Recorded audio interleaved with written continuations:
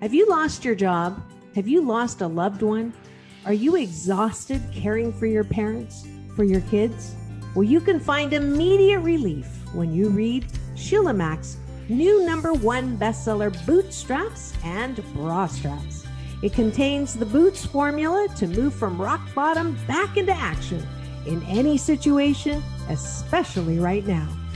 If life has knocked you down, pick yourself up with Bootstraps and Bra Straps.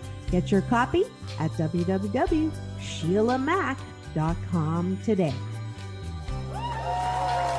Are you ready for a reboot? Welcome to the Sheila Mack Show, reality at its finest. History reminds us those hit hardest often become the change makers. This year, we've all hit crazy economic, social, and emotional rock bottoms. We all get knocked down. Something hits globally, locally, personally. It affects our health, finances, our relationships. We have to recreate a business or career. Each show, Sheila and her special guest will be sharing their reboot stories, guiding you with real solutions to upgrade and up-level emotionally, mentally, physically, spiritually, and financially. Here on NBC's KCAA Radio, Mondays at 1 and Wednesdays at 7 p.m. Pacific Time. If you're ready to pull yourself up by the bootstraps and bra straps, enjoy a listen.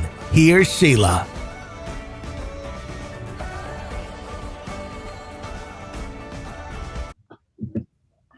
Welcome to the Sheila Mack Show, reality at its finest. Here we have real people sharing real stories and actionable steps to help you reinvent, rebuild, and reboot your business and personal life on your terms. I'm your host, Sheila Mack, and today we have special guest, Jeannie Gormick. Jeanne is a facilitator of tribes, an author, speaker, collaborative relationship dot connector, and third-generation home-based business owner. She's a former stay-at-home mom with a home-based PR business. Jeannie has a strong marketing, management, and elder care career, enabling her to provide encouragement to stay-at-home moms and businesswomen within their respective peer groups. She is a member of the MOPS Speaker Network. She offers collaborative group mentoring sessions for moms and group mastermind sessions for businesswomen wherever they may be in their life journeys. Faith-based tribes are also available. All right, welcome to the show, Jeannie. Well, welcome to my tribe. Yes, and now based on my new best-selling book, Bootstraps and Bra Straps, the formula to go from rock bottom back into action in any situation, I always like to ask my guests if they have a time in their life, maybe if you have a time in your life or your business where you hit a tough situation and how you got back on track. Well, how much time do you have? No, seriously, last year was a difficult year for me.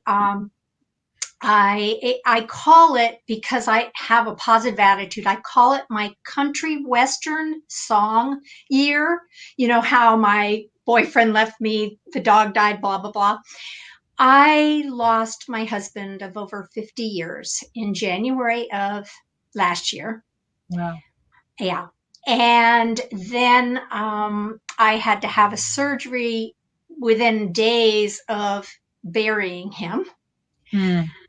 And then in August, I lost my disabled brother. So last year was an extremely difficult year. I was working full time. That helped me in my coping. Actually, the time off for the surgery really helped. I've identified now that I think it helped with my grieving time, because my son was in from Hawaii and he and the boys were taking care of me. It was a good time in a difficult set of circumstances. So come November last year, I wanted to accomplish some things that were unfinished. Mm-hmm. And I wrote 2 books way back in the day. Mm-hmm. I had to update them for internet correction and all of that. But I put the website together, started the side hustle in November with my full-time job. I was working at Saturdays. Well, as difficult and as sad and how awful COVID's been for Mhm. most people, this COVID year's been better for me than last year was. And I actually published my 2 books this year, updated them, published them. I had the extra time to do so. So that's kind of my bootstraps and how I picked myself up. And now they've put me on a leave of absence from my job. Uh-huh. Yes. Wow. Well, that is a time. That was a tough situation. And there's something about the sacred grieving journey. It Mhm, takes mhm, time, and it's not like a minute. Some people think, okay, a month later, are you better now? And it's something that takes years. Maybe it just changes over time, and you get through it in different ways. I know mhm. for myself and my family, last December the 21st, we lost my youngest son. He had a heart condition, and he was just So 22. sorry. Yeah, and that was a shocker. Even though we knew he had this condition, he was Mhm. so healthy and well, and they did ablation, and they said he could live forever. It's not nothing to worry about. But in this very small percentage, it could happen, and Mhm, it's the small percentage. And so, it was one of those, as you know, going through the grieving process. And even though you kind of, at a certain point in life, you expect maybe, or somebody has an illness, you worry. I always worried, but I tried not to because I wanted him to mhm. live the best life. And it just, it was a journey. It's still a journey for us. Definitely. And I think we were starting to get back on our feet, and then COVID hit. I mean, because we had our funeral in January. Due to the holidays, Sure. you couldn't. And so by the time we got everybody together, we had a small funeral, and then we got back home. We finally felt better enough to go to one event and one visit with people in February the 29th. Mhm. We had the leap year, and we went to one event, and it felt so nice to hug everybody and see everyone, and big group, a few hundred people, and it was nice. And then we came back home and heard everything about lockdowns. And it was like, wow. And a couple of my kids moved home, and my youngest Mhm. daughter, she said, Mom, if ever there was a year we needed this universal pause for our family, it was this year. Absolutely. And so sometimes it depends how you look at COVID and the universal pause.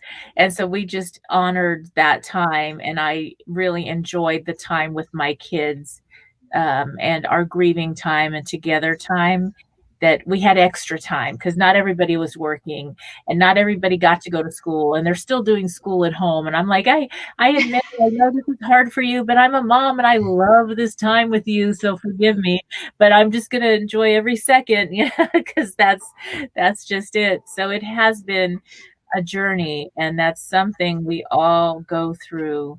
Yes. And as a mom, I have 6 children. I know you work with Wow. moms, reading your bio. Now, 3 I adopted, 3 are mine. They're all mine, Mhm. obviously. Sure. But so I actually always had my own businesses, did a lot of working from home. I had gift stores, and it was funny because my gift stores, I started at 23, and with that, it was a 5,000 square foot store.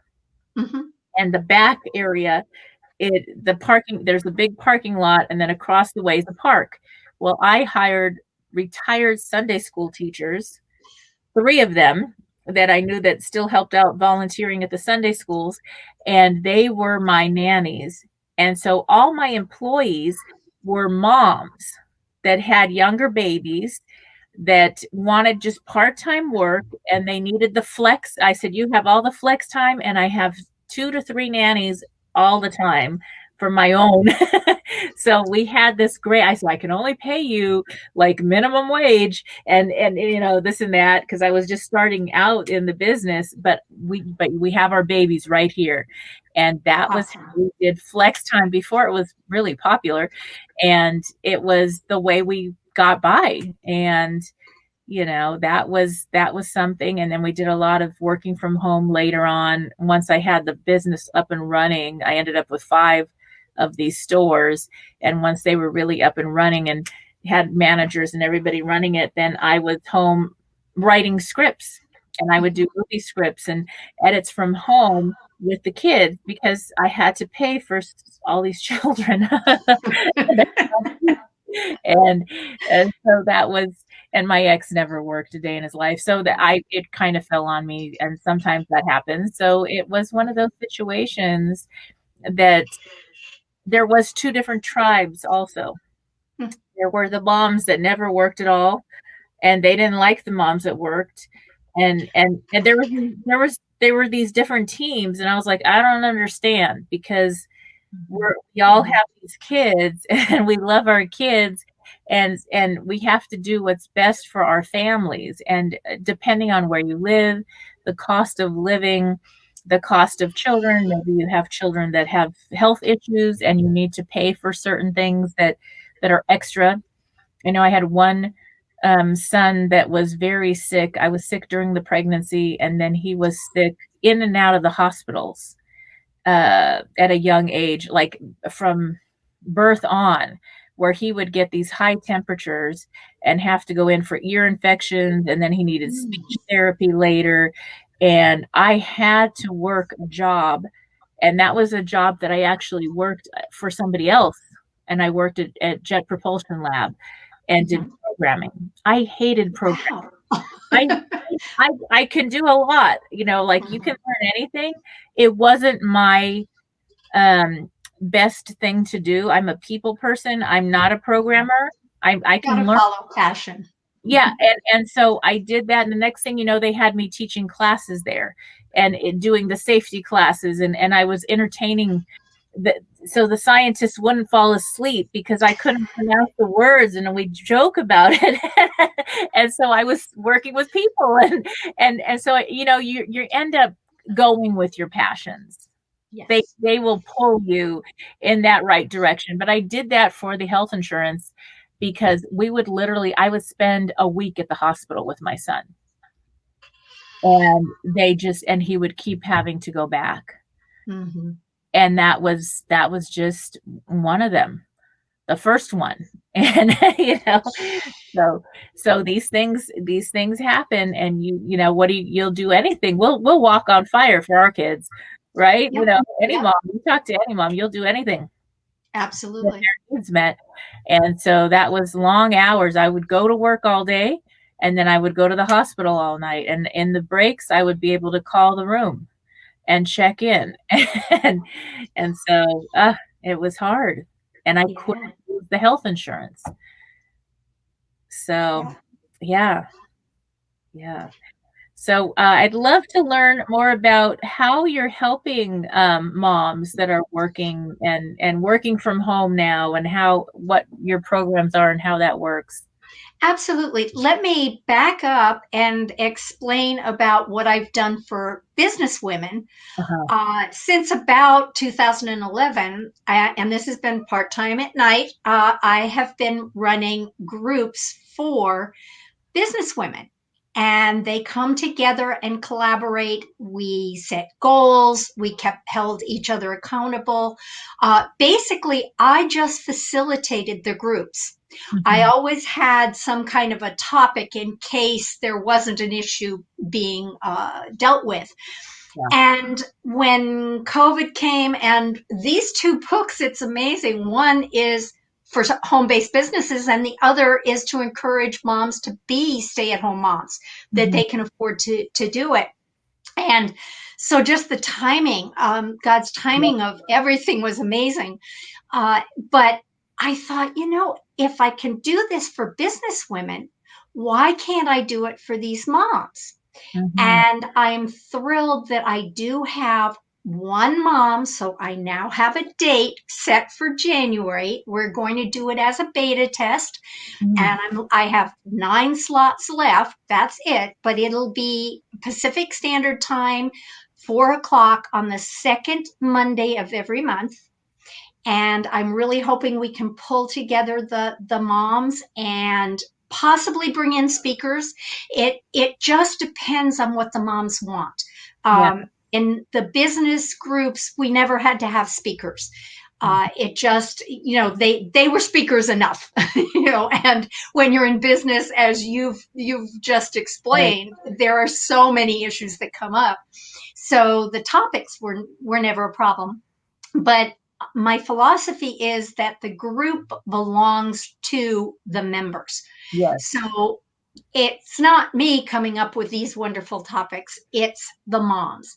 And so the first group, and I do secular, but I also do faith-based. And this one, since the mom I have on board is faith-based, one of her difficulties, and as a single mom, she happens to be a single mom, one of her difficulties is getting her kids connected to church. They were doing that so well pre-COVID. And with COVID, that's just put another wrinkle in it. Yeah. And so there may be some other mothers in her group as we form it who have solutions to that. And that's the whole point, is to come up with solutions for the issues that the moms or the business women are facing. And my vision, my dream for this moms group is to have perhaps a scenario where I have a young mom, maybe a brand new mom, doesn't even know how to put diapers on her kid, and she's freaking out. So a mom of slightly older children can be helpful, but I might have a mom of teens. Yeah. So she's dealing with the teenage issues, and perhaps she shares that, I don't know, she wants to know what's going on in her daughter's life. And so is it okay for me to read the journal? Well, I will cringe inside, but it's not up to me. But I'm thinking that potentially that young mom, the brand new mom, is closer to being a teenager. She could make comments or suggestions like, you know what, my mom was always in my room and it used to drive me crazy. Right. Well, the two moms can relate to each other. That's the kind of thing that happened with the business women. And I'm hoping and praying that it gets off the ground, because I know it's needed, especially with COVID and everything else that's going on. And I think that that's something that we've lost in our society overall, is that multi-generational women's groups coming together and supporting each other. When I was really young, I was staying with one grandparent, and that grandmother had a circle of elderly women. My life was elderly. They were 70s and 80s and 60s, 70s, 80s. And I was 5. And I remember sitting with them, and they came from all over because we were in LA, Los Angeles area. And they would sit and have tea, and they would talk about their struggles. I'm the little kid that's to be seen and not heard. Everything. And I remember, the one lady came from a concentration camp and lost everybody in her family, and some other family took her in and she escaped. And another one, a husband and wife came here, and the lady, they escaped a country because the ruler changed, and they changed religions, and they were Christians, and they didn't want to be under this new religion, whatever. And they came to the country, lost everything. And you hear, and another lady was from Greece, and she came to this country, and her husband passed away, and he owned 5 Greek restaurants. Well, this was back in the time. Now I'm dating myself. I have kids in college and above. So this was back in the time where it was kind of frowned upon for a woman to take over the businesses. But she did, because she wanted to honor her husband that way.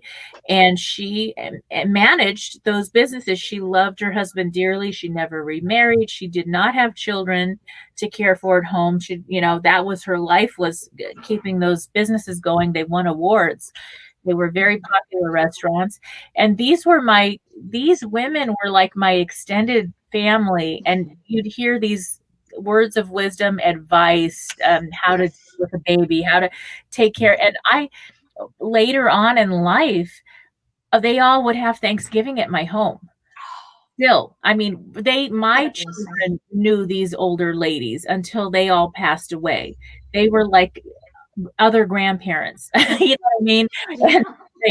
And and so they were always a part of my life, and they would have this wisdom of so much wisdom from the past and history, real living history that you actually care about because you see the person that went through the situation and the feelings that came with that, and you hear living stories, and so I wanted my children to have that. So if you have young people, it's kind of fun to adopt. Maybe if you can find people in a retirement home or in a community where they're lonely and they have these beautiful stories to share, Yes. that is something that you can't get it out of a book. You can't. And if I can interrupt here for a minute, the moms, well, anybody who is living during COVID right now, think of the stories we are all going to have to impart in the future. But you're absolutely right, Sheila. That's one of the things that I think is sometimes missing in church settings. We'll have the young moms, the stay-at-home moms, they'll have the Bible study, or the women's group, but then they'll have a separate one for the working women. I'll just put it that way. And they'll get together once a year for some kind of a conference or perhaps a Christmas gathering. But yeah, we are missing that. And if I can be a facilitator to bring these groups together, maybe even, I don't know, let's dream, bring once a month the business women with the moms and just have a big mixer, if you will. Yeah. Who knows? And I think that, I mean, I always felt that was really important for these groups of moms to come together. Our kids play together. They go to school together. Yeah. Or even if they're homeschool groups or whatever. Now everybody's being homeschooled. See how that's changed. But, you know, it's really important because we can support each other in different ways. Clearly. Yeah. And I remember, you know, we sent, my youngest went to a faith-based school, and I was running my businesses, and I said, oh, good, I'll go to the young moms meeting. And it was at a home during the day, during the work day. Well, I own the business, so I could go whenever the heck I want. I was a working woman. I didn't know this because I was a young mom. I didn't know there was this rule. It's an unwritten rule, but there's a rule, and it was a very bad thing that I was a working mom for this group. And I was like, and I found out because the Sunday school teacher that was babysitting, I mean, I hired 3 Sunday school teachers to babysit my kids when they were in the next door room. So my babies were always, it was kind of like they were with me a lot. And the best of both worlds, because I wanted that. And I wanted them to have those kind of other, I don't know, grandma figures in their life, I guess. But that was just me. And I remember going there, and the one lady was that ran it was very judgmental, and she was mad at me for working, and and I had heard all about her. And I mean, I'll admit I was a young mom. So this was when I was 23, and this lady had actually got pregnant. She was the secretary of one of the ministers, and he was married with 3 or 4 kids. Well, she got pregnant, so he left that wife. This is a true story. And he married her. One. and I walked into her home thinking we're going to do a Bible study, and she attacked me about wearing pants and about, like she said, and you're a bad mother because you're working. And I said, have you ever heard of Ruth? You need to look her up, because that's a businesswoman from the Bible. And I said, and maybe you should have worn pants. And I left, so I wasn't very nice. And the pastor said, what wasn't very nice, but maybe you were right. And I said, well, yeah. And so there's so much judgment about what is a good mom, and what is a bad mom. And yeah, and their sensitivity, the moms want to make sure they are a good mom. yeah, It gets to their own self-esteem as a mom. But yeah, I'm hoping that there's not as much of that judgment that you and I ran into. I Uh, hope. because so many of the moms, my whole premise with this book is if you have two incomes, so we're not even talking a single mom, we're Yeah. talking about a husband and wife and kids, Mhm. and can you afford to live on just one income? It doesn't mean that the mom, oh, you should be a stay-at-home mom and not work. Right. That goes into the home-based business, Yeah. because I suggest that these moms uh, I think it's Parents Magazine has a really good budget for considering being a stay-at-home mom. Can you afford it? And when you go through the budget, and if a young person a mom is going through the budget and they just need a couple $100 more a month, what I suggest, honestly, because there are so many good direct selling, multi-level marketing companies out there that would satisfy that. Not that you're going to make millions of dollars, but your passion might be healthcare. It might be cosmetics, skincare, all kinds of different things, including some business related things. And so my point is, this is how you run a professional home-based business. Yeah. And that way they can supplement their income. And Mhm. it can be the dad who's the stay-at-home, by the way.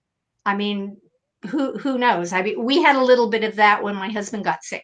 Yeah. But it's the kind of thing that there's the flexibility out there. They just need the tools, and hopefully I can provide those tools to help them through these journeys. Mhm. And by bringing moms together, they know what their issues are now and Right. what they're faced with. I mean, I wasn't faced with too much video game things. My kids didn't even have computers. Now I'm dating myself. Oh, yeah, things have changed, and it is different, and it's easier now to work from home. I know that as my business got on its feet and my kids were older and started moving around and weren't just babies, then Yeah. they couldn't really be in the store as much. And at that point, I had enough staff that I was able to just visit and mostly be with the kids. And then the children actually grew up learning about the business and Excellent. Yes. they came with me. That it was part of it was the biggest part of their education. And politics, they ran the headquarters. I ran the headquarters. They were helping staple papers. They were around and involved, Yes. and it was, Yes. so they weren't somewhere else. Even if there was somebody helping me, because there were so many, they were always with me. And then at Yeah. some point, I was actually able to rent. I realized that I could rent out my buildings because I bought the buildings. The gift stores were so popular that I ended up buying Excellent. all the buildings, paying them off. And so then I decided, now they're all in school and I want to spend time with them. So I got my teaching credentials, and they all went to private schools. Mhm. So I was able, the deal is they get to go free if you are a teacher. And Excellent. so I was with my kids even when they were at school. And so that That had to be a little tough on the kids once in a while. so all the parents sent their kids to my house. Yeah, which is good because whether you're a working mom, full-time, outside the house, inside the house, if you're the type of household that the kids go to, versus and we've had some kids of our kids, friends of our kids, actually spend the night, and not an overnight thing, like they're having problems with mom. And we always had to make sure that they called mom just to let them know that they were over at the Gormick house. That kind of thing. You know, you mentioned how your kids were involved in the stores, which makes perfect sense. There's a little more to my story with the generations of home-based. Yes. Let me go backwards. I am a third generation home-based business. The second generation was actually my parents at one time or another. Mm-hmm. My mother had her degree in fine arts, and she taught art lessons in our basement. Uh-huh. And my dad, before he went corporate, had his law office in our house. Nice. The first generation that I can identify where this all started was my grandfather, who was a chiropractor. And an old Victorian house, and in the front porch, they enclosed that was his chiropractic office.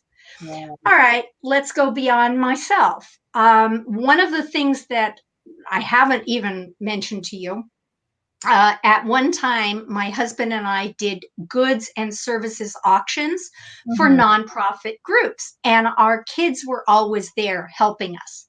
Yeah. What came with that? I now have a fourth generation son who he's our corporate guy. But his wife, and we're hoping and praying that her tour business will get back on its feet. Yeah.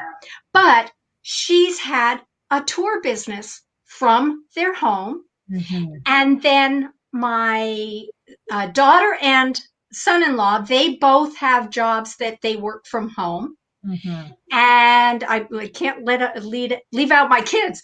And the son in Hawaii is a beekeeper. Wow. And so he has a farm and the bees and the whole thing. Well, his kids are fifth generation because they help out at the farmers market when farmers markets are taking place. So what my grandfather started all those years ago has gone at least 5 generations. I don't know if the boys will stay with the bee business, but right now they are. Yeah. So, and kids learn so much from that. They do. I mean, all my kids are doing so well because of that experience. 6 kids, and 3 are mine, 3 I adopted. They're all mine.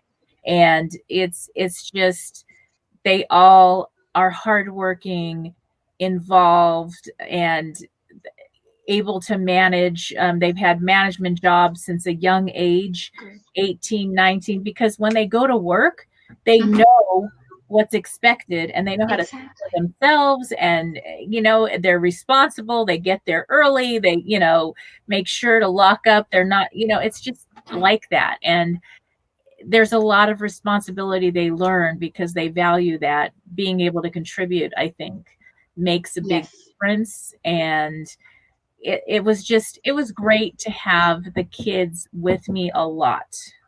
And I felt that was really important. So you get to be so creative. And those other moms that really needed the income, they needed, part-time jobs at the store, and they had their babies, and there was no other way. And they just it was there 1 or 2 days a week. It was kind of like their break, but they didn't have a grandma. They didn't have a babysitter. They didn't have the luxury. And with the job that I had, they did. They were able to have that. And so it was really a nice creative situation back in the day where you didn't have that. And I'm telling you, those now those ladies have passed away, because when they were babysitting for me, they were in their late 70s. And they were the retired Sunday school teachers that everybody in the community knew, that they raised and babysat everybody's children forever and raised their own. And I know their kids now, and they were like our additional set of grandparents. They were part of our family. And so it was just a beautiful thing to have that.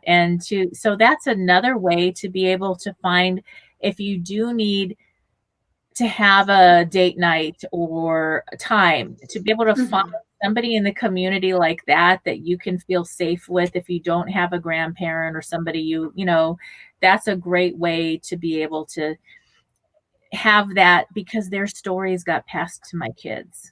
Yes, yes. And I think actually COVID, I know a couple of situations where the grandparents have either moved in with their kids, or the kids have moved in with the parents.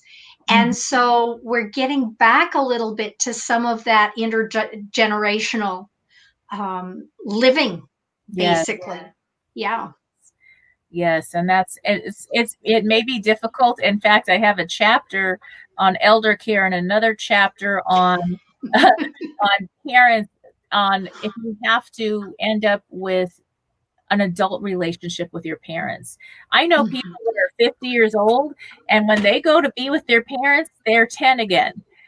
Oh yeah. Oh yeah. Yeah. It's very difficult. I spent 20 years in the senior industry too.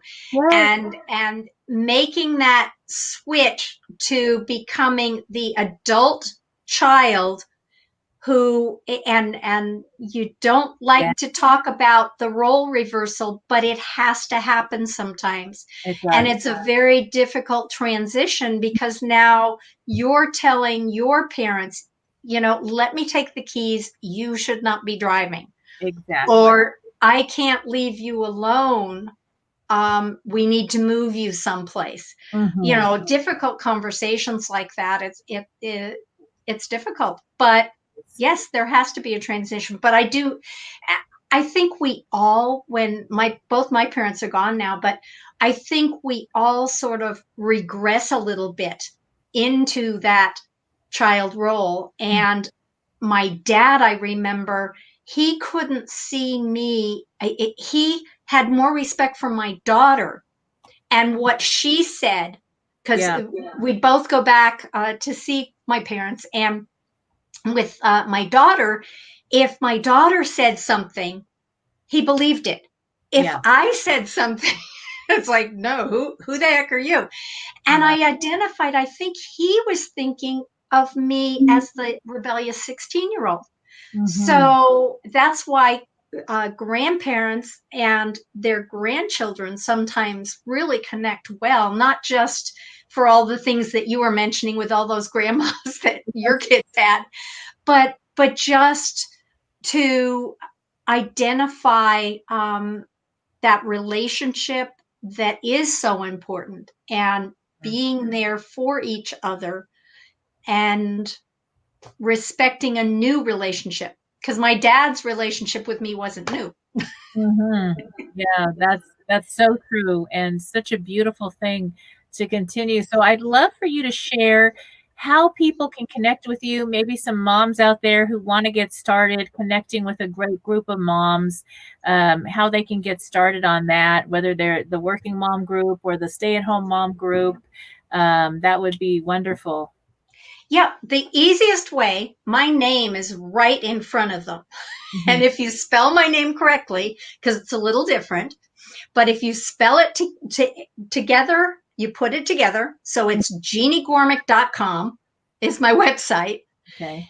And there's, I think it's free consultation is probably the best way to cut through everything. If they want to read all about me, that's fine. But cut to the chase on free consultation. That will send me an email. They can express their interest, and we'll go from there. All right. Okay. Well, thank you again, Jeannie, for being a guest on the show. And I look forward to all the moms hearing from the moms that join your groups. So thank you again. And we will be back after these messages. All right. Stay tuned. Thank you, Sheila. Thank you. If you are just tuning in, this is the Sheila Mack Show, reality at its finest. Here we have real people sharing real stories and actionable steps to help you reinvent, rebuild, and reboot your business and personal life on your terms. I'm your host, Sheila Mack, and you are tuned in to NBC's KCAA Radio, the station that leaves no listener behind. And now we are going to have a chapter a little portion of a chapter read out loud to you, and this is the chapter on parenting. We talked a lot about different moms and entrepreneurs, working moms, stay-at-home moms, and the debate. And I believe, and this is just my thing, moms and dads, your children are yours, and you are the best possible parents for them. So be amazing, incredible, authentic you, and do your best. Live your best life, and your children will follow suit. That is my advice and my strongest belief. And now I'd like you to take a listen. So before we get started, remember, you can get a copy of my latest bestseller, Bootstraps and Bra Straps, the formula to go from rock bottom back into action in any situation. It is now available on Audible, Amazon, Kindle, and also, if you grab a copy from the website, www.sheilamac.com, you can also download a free mini course, Introduction to the Boots Formula, to help you get started. All right, take a listen. Chapter 7. You'll Always Be My Baby, Parenting Teenage and Adult Children. My daughter and youngest son are only a year and a half apart, so they grew up together. They are best friends and support each other in everything, even getting into trouble together. For her last 2 years of high school, my daughter and son wanted to go to a charter school I had campaigned for and helped open. The school focused on what she and her brother wanted to do for their careers. My daughter had already decided that she would study psychology. She was a straight A student with above a 4.0 grade point average and a great track record. Although my son was not as decided on his major, the school and area seemed to be a great fit. So after my ex and I got divorced, we packed up our belongings and moved to a new city for a fresh start. Whether because of starting that new school and being around different kids, stress about the move and family reorganization, peer pressure, or just teenagers making bad decisions, both of my kids got caught smoking marijuana. Worse, my daughter was driving under the influence of marijuana when they were pulled over, so a police report was filed too. Getting that phone call was my parenting rock bottom. I don't drink. I don't smoke. I don't believe in using mind-altering substances. I'm aware that these things go on, but I would prefer my kids talk to me about it and not get into a car, because that's dangerous. They could have killed someone else or themselves. We called a family meeting, something we had done since the children were little. We went around the table and each of us had a chance to share our feelings and give input to the situation. My daughter went first, as the driver, and then my son. I asked for their side of the story. I went last and shared how scary it was as a mom to receive a call from the police. Then I said, "You have a choice. I will pay for you to go to boarding school, and it will be a strict school because I will not have you staying in this environment. You're not making good choices, and you need more supervision than I thought. Or you can go on the Tony Robbins tour with me, traveling around the country to attend motivational seminars." My daughter said, "Mom, you can't afford that." "You know what?" I replied. "I can't afford to bury you." The kids chose to go on the tour, and that decision changed my children's entire future. Pushing the boundaries. I don't care how perfect you are or think you are. As a parent, kids at a certain phase are going to test the boundaries. When my children got in trouble, I chose to do everything I could while it was a relatively small infraction, before they did anything bigger that could risk their health, well-being, and lives. Most of the time, choices have a natural consequence in life, and those consequences will teach a lesson. It's a learning experience while the consequences are still small. They didn't crash a car, get into hard drugs, go bankrupt, or anything else that would make their lives a lot more difficult later. It's better to have those small consequences earlier, which may still hurt, but which will lead to personal responsibility versus the later consequences that can be really serious and sad. Life is a strict teacher. It says, if you do that, this is what's going to happen, and it's going to hurt. As a parent, you don't have to scold. You can just say, I hope you don't do that because I don't want to see you get hurt. Of course, not everybody can quit their job and travel the world. I was fortunate to have a business I could run while traveling. But every parent can be present for their children as much as they are able to, while helping those children, no matter how old they are, learn to see the different options they have. When children are younger, they need a lot of boundaries. Teenagers and young adults push those boundaries so that they become independent adults. They can start setting boundaries of their own. A normal, healthy part of the teenage to adult transition is for them to push back and say, I want space. I want to be on my own a little more. I want to make my own decisions. There's a dance of give and take that has to happen. As a parent, you're starting to let go. You're figuring out where those boundaries are. The level of responsibility young adults have shifts, and every month, every year, it accelerates. I was painfully aware of that once my children turned 18. I couldn't make them do anything. They were going to choose what to do on their own. The best thing I could do, the best thing any parent can do, is to set them up to make decisions that give them the best possible outcomes in life, and then let them go. But be there to catch them when they fall now and then. Parenting has a natural goal of making sure your children grow up to become productive members of society who fulfill their own talents and goals, even if that looks completely different from what you pictured for your kid. They deserve the freedom to try. Maybe that looks like not going to university right away after graduating from high school. Maybe they're going to go to community college and test out different fields to see what fits best. We have to let them figure it out so they can find their own path. We can't control how happy they're going to be in life, how successful they'll be, or what kind of life they want to live. All we can do is model our best version of happiness, of success, and of living life, and let them know that we'll always be there for them. We'll always love them. Parenting teenagers. When my youngest son was a teenager, I learned to never tell him not to do something. The minute I did, he would go do it, and he'd do it twice as much as he ever would have if I hadn't told him not to do it in the first place. My daughter, on the other hand, would respect those boundaries and have very adult conversations with me about what was going on and why I was asking her not to do something. Every child is different, even within the same family, and each may require a different parenting style or approach. If you treat them all the same, you may miss opportunities to nurture the unique talents that make them different. When you learn to understand and appreciate their differences, however, your children grow into independent teenagers and adults.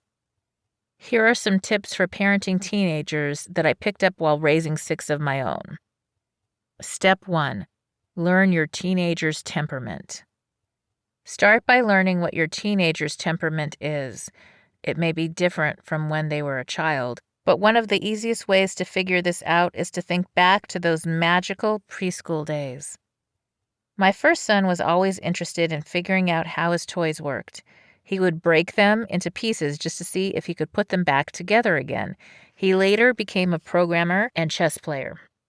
His temperament requires contemplation. He thinks in mathematical equations, and small talk was never his thing. So to reach him, it was always best to present things using logic and science instead of feelings and emotions. Another one of my sons has a very different temperament. He loves to be around people. I always referred to him as my hugger, and he was born laughing.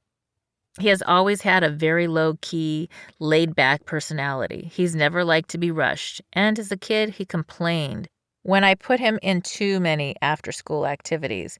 He just wanted to go play at the park and have fun. He also has a photographic memory and is very smart. When he chooses to apply himself in anything, he gets the job done, and nothing can stop him. I've learned that with his temperament, he's happiest choosing how he wants to best apply or not apply his talents. My daughter is amazing and always organized, which she doesn't get from me. She has always naturally loved structure, and if you give her a calendar or a list of things to do, she's happy. To this day, she loves order and creates her work and school schedule to ensure she is reaching her desired outcomes. When she was a young child or teen, I would write out a list and we would discuss goals together. As long as it made sense and she agreed with the schedule, she got everything accomplished. You can also check your teenager's love language, as we covered in Chapter 3 on relationships, or use other individualized assessments. This will teach you how to express yourself as a parent so you can actually reach them, and it will show you how to talk to them and how to hear what they're saying. Step 2. Determine how your teen responds to the world. After you understand her temperament, determine how your child responds to the world. Although this section speaks of dealing with a teen, it relates to older and younger children's personalities as well. During the teen years, a child is going through a lot of transitions, both physically with hormones as well as emotionally. They are experiencing the growing pains of first loves and learning how to fit in with peers in school, the pressures of school and getting good grades, and the reality of preparing to leave home to go off to college or start a career. It's a scary time of rapid growth as a child begins to develop their identity and autonomy. With that being said, how your child reacted when younger is going to be very different during these teen years. How does your child respond when they are happy, when overwhelmed, when things don't go right, and they get bad news or are dealing with drama at school? Your teenager may act out or respond with anger or seclude themselves in their room. The question to be aware of is, at what point is their response something to be concerned about? If you start to feel uncertain about where your child is headed, it may be helpful to have a pre-discussion about consequences. Creating a family meeting, even at this stage and age, can make a huge difference. It may even be necessary to help them reboot, which we'll talk about in just a moment in Step 4. Step 3. Discover how your teenager learns best. Third, discover how they learn best. We all learn differently. Some people do well listening in class and can remember just about everything they hear. Others have verbal processing issues and need to read to get their best results. There are those who are often seen taking voracious notes. They tend to be more kinesthetic in nature, and the feeling of the act of writing itself helps their minds remember more about the topic. Some must repeat or verbally speak something to memorize it deeply. Because I was both a Montessori and Waldorf teacher over the years, I got to study how to reach children using many different modalities. It helped me to understand how to reach my own teens better, as well as how to learn and continue to educate myself. When you determine the strongest way to support your teenagers' learning, you can be sure that what you're saying or writing sticks. Step 4. Teach your children the BOOTS formula. The last step is to teach your children the BOOTS formula so they can use it through their own inevitable ups and downs. Having smaller rock bottom moments when they're younger helps your children learn to move through them and hopefully helps prevent hitting too many more rock bottoms as they grow into adulthood. When you share some of the small steps you take while going through a tough situation or even a rock bottom, you are teaching your children to be prepared and successful adults. We all have our waves in life, and the best thing we can do as parents is give our children the tools to be able to handle any situation that may show up.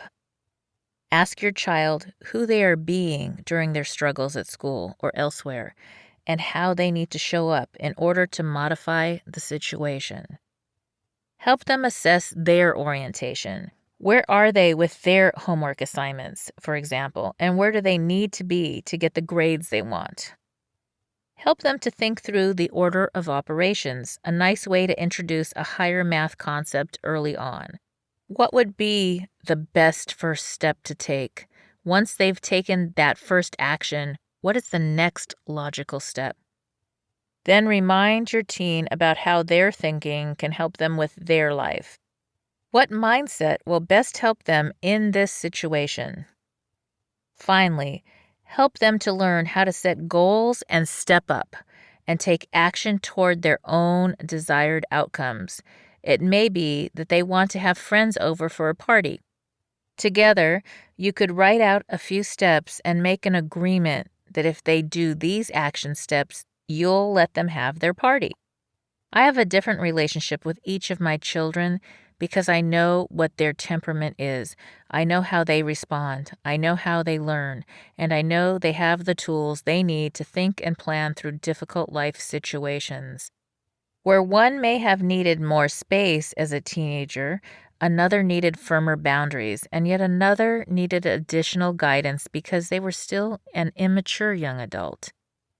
With these steps established, you and your teenagers will have better communication. When they have an issue, they will be less likely to hide it. They can come to you before it gets really bad. They'll feel safe in your relationship, so they can tell you the shift that's happening in their life before they hit rock bottom. Then you can talk through it, help them reboot if necessary, and they'll be a lot more open to your parenting. Know them and know their friends. One of the most important things Tony Robbins says is, we're the direct reflection of our peer group. If we see our kids get into the wrong peer group, the best thing to do is make some kind of a shift. That may mean moving, sending them to a different school, or having them go to a summer program. Maybe you can't afford to move or pay for pricey summer camps. That's okay. It just needs to be enough of a shift to shake up their perspective. Connect them with Girl Scouts, Boy Scouts, community service, or an after-school activity they love, maybe a dance class, sports team, or arts program. It may mean getting them involved in some different classes to occupy their time and connect them with a more solid group. That way, your teenager is connecting with kids who are actually doing things your child wants to do anyway. It's not taking them out of their social life, but taking them out of a group that may be going down the wrong road. Then they can see that they don't have to do what everybody else is doing, which may be the wrong choice. Instead, the people around them will be applying themselves and working toward finding their talents. As important as a peer group is for a teen, or even for adults, it all boils down to personal responsibility. The moment a teen or parent stops blaming the others and focuses on new solutions is the moment a person is truly free. It seems hard to do, yet as a parent, modeling this type of responsibility can actually be the best training tool. If you have a teen at home, it may be helpful to point out your own teen or young adult experience. You may want to share how, when you were a young adult, once you were able to own your role in the situation, the problems disappeared and the solutions appeared.